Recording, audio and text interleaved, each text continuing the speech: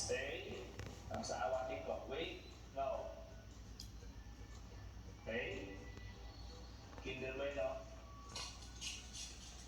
Lakas talaga kumain ni Kinder. Yan, dapat pinag. Walang mga agaw. Ako lang ang pwedeng umagaw. Yan.